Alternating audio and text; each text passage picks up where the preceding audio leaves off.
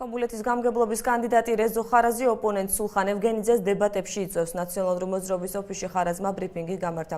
კანდიდატი აცხადებს, რომ მას წინასაარჩევნო კამპანიის ჩატარება არათანაბარ პირობებში უწევს.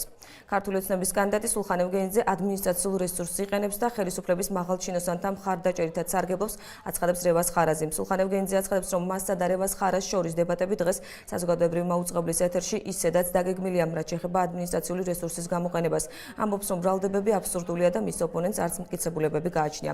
გამგებლის პოსტის დასაკავებლად ქობულეთში ორი კანდიდატი იბრძვის, მეორე ტური 12 ივლისს ჩატარდება.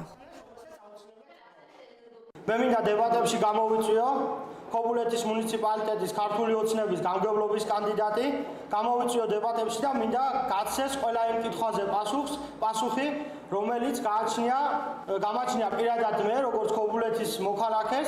მე მაინტერესებს კითხვები იპოთეკასთან დაკავშირებით, მაინტერესებს და მაქვს კითხვები მოუწესრიგებელ ინფრასტრუქტურასთან დაკავშირებით, რომელიც 2 წლის განმავლობაში მათ ვერ შეძლეს.